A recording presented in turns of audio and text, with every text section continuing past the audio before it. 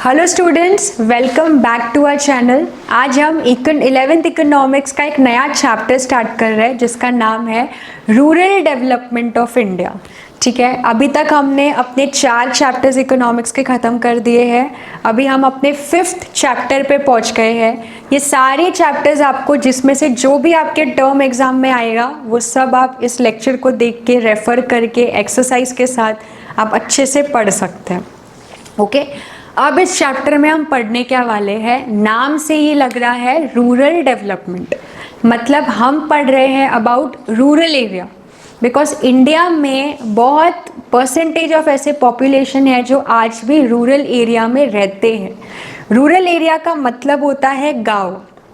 अब किसी भी चीज़ को आप गांव कब बोलते हो, जब उसमें उतने सारे फैसिलिटीज़ नहीं होते हैं जो हमें चाहिए। जैसे कि वहाँ पे प्रॉपर इलेक्ट्रिसिटी नहीं है, वाटर सप्लाई नहीं है, नेटवर्क कनेक्शन नहीं होता है, प्रॉपर रोड नहीं है ट्रैवल के लिए, है ना, ट्रांसपोर्टेशन नहीं है, वहाँ पे बैंक के सर्विसेज कम है। तो ऐसे सब जगहों को हम क्या बोलेंगे कि डेवलप नहीं हुई है वो जगह, और उसको एक नाम दे दिया है कि वो एक रूरल एरिया है ना। ठीक है, तो यहाँ पे एक लाइन भी लिखा हुआ है कि रूरल अकॉर्डिंग टू 2011 सेंसस, 2011 में सेंसस निकाला था, तो वहाँ पे पता चला था कि कंट्री का रूरल पॉपुलेशन है 83.25 करोड़।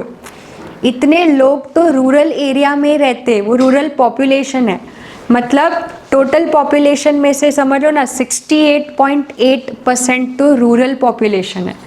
टोटल पॉपुलेशन कंट्री में से मोर देन 50% लोग रूरल में रहते हैं। ये 2011 का टाइम का डेटा है। ओके, तो इसके लिए फिर कंट्री में लगा कि गवर्नमेंट को ज़रूरी है कि रूरल को हमें क्या करना है, डेवलप करना है। अब कोई भी जगह डेवलप कब होती है, जब हम इस 3 सेक्टर पे ध्यान देते हैं। ये तीनों सेक्टर के बारे में मैंने आपसे चैप्टर जब मैं ये करा रही थी इकोनॉमी ऑफ महाराष्ट्र, तब मैंने आपको बताया था कि ये 3 सेक्टर किसी भी जगह के लिए बहुत इंपॉर्टेंट होता है। एग्रीकल्चर सेक्टर जिसको प्राइमरी बोलते हैं, सेकेंडरी सेक्टर इंडस्ट्री, और सर्विस सेक्टर। तो तीनों ही सेक्टर डेवलपमेंट की ज़रूरत होती है। ठीक है, तो यहाँ पे देखो पहले रूरल डेवलपमेंट का एक कॉन्सेप्ट दिया है कि रूरल डेवलपमेंट कैसे बॉर्न होता है in the context of agriculture. ठीक है, और ये लॉन्ग टाइम तक रहता है and it remain for a long time with agriculture development in India.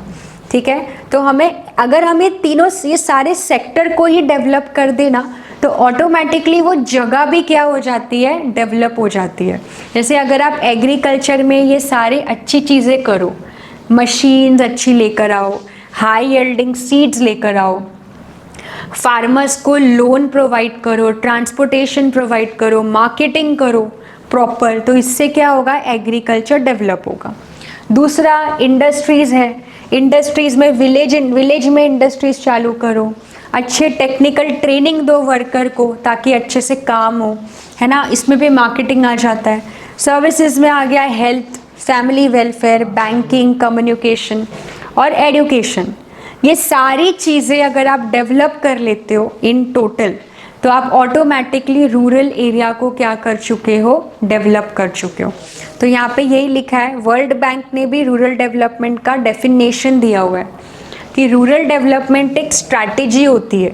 Rural को डेवलप करना एक स्ट्रैटेजी होती है जिससे हम क्या कर रहे हैं, लोगों की economic and social life, economic मतलब पैसों की life, and social life, living status, उसको हम क्या कर रहे हैं, इम्प्रूव कर रहे हैं। ठीक है, रूरल डेवलपमेंट में हम उनके बेनिफिट्स और बढ़ जाते हैं क्योंकि हम क्या कर रहे हैं, development to the poorest among those who seek livelihood in the rural area. Okay, जैसे कि स्मॉल स्केल फार्मर हो गए, टेनांट्स हो गए जो भाड़े पे जगह लेके रह रहे हैं, भाड़े पे जो ऐसा जगह लेके फार्मिंग कर रहे हैं, है ना, लैंडलेस जिनके पास जगह ही नहीं है। तो ये सब जो है ना, ये लोग बहुत पुअरेस्ट में आ गए।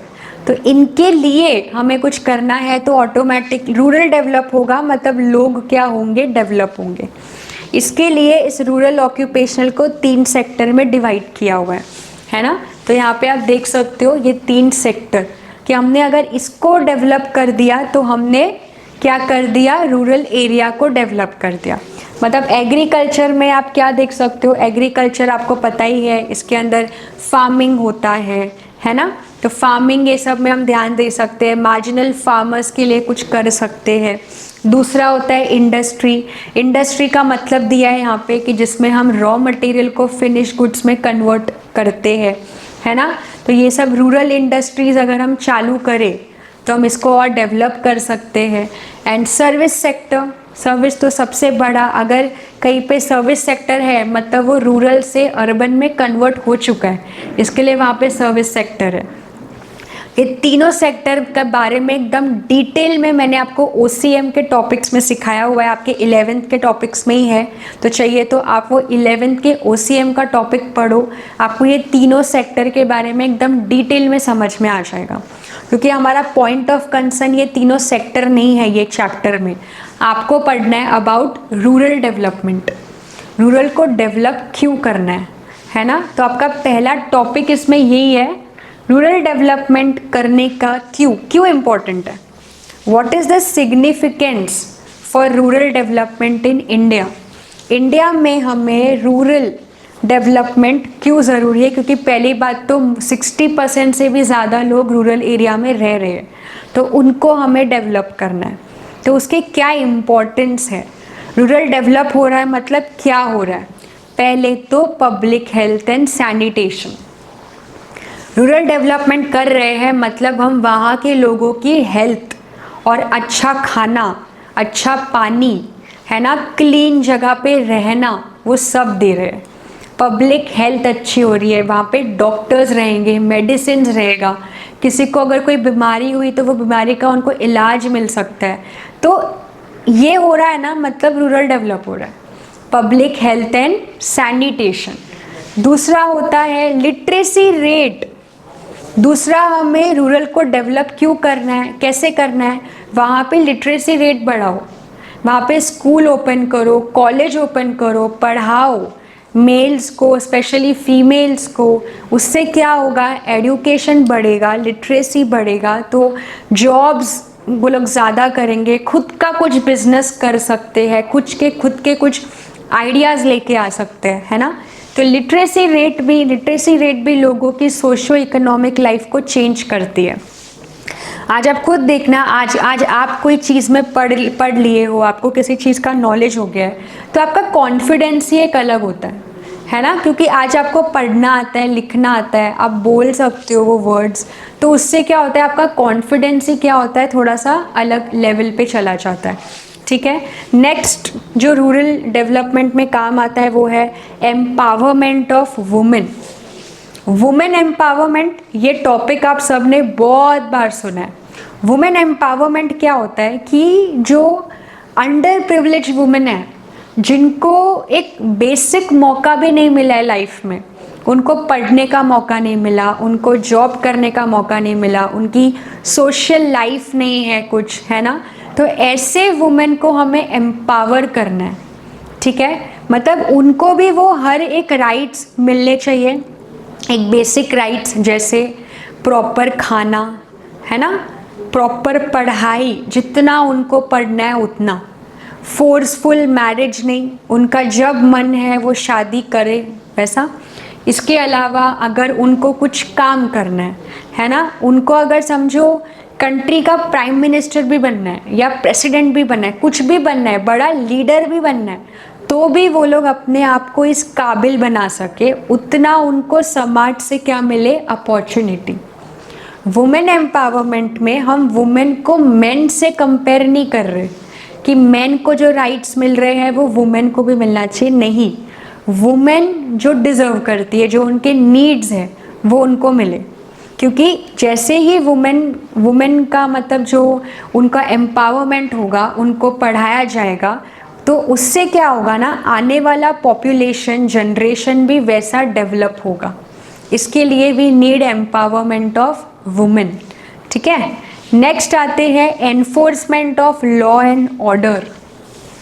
एनफोर्समेंट का मतलब होता है लागू करना, कानून कानून पूरा बनाना, प्रॉपर रूल्स एंड रेगुलेशंस बनाना कि अगर कुछ इलीगल काम किया तो जेल हो सकती है, तो प्रॉपर कानून बनाओ उस जगह पे। ऐसे पंचायत और वो सब मत रखो जहाँ पे किसी अंडर प्रिविलेज लोग के साथ गलत हो रहा है ना। सही का साथ दे के एक प्रॉपर अच्छा जजमेंट हो, जिससे किसी के भी साथ कुछ गलत नहीं होना चाहिए।